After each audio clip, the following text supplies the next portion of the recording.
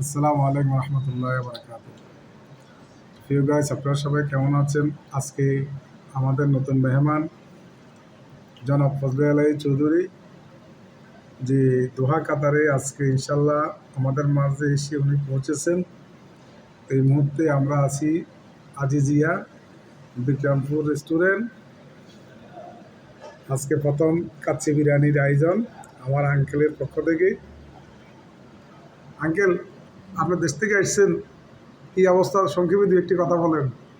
বিসমিল্লাহির রহমানির রহিম। আসসালামু আলাইকুম, সবাইকে মুজিবীয় শুভেচ্ছা। আশা করি আপনারা সবাই ভালো আছেন, আমিও ভালো আছি। আমাদের দেশ তো ভালো নাই, দেশের মানুষের মধ্যে হাহাকার, আগের মতো অবস্থা নাই।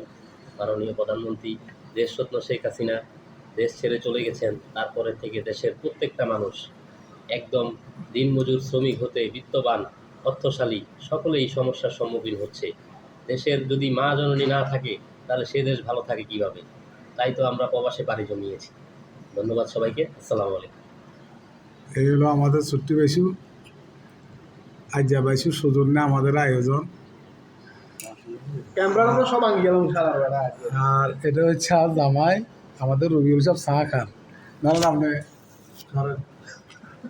আসসালামু আলাইকুম রহমতুল্লাহ বারাকাতু। আজকে আমার আঙ্কেল আসছে, আমরা এই মুহূর্তে আছি রেস্টুরেন্টে আছি ইনশাআল্লাহ। তো আল্লাহ পাক রব্বুল আলমীর দরবারে লাখ কোটি শুকরিয়া।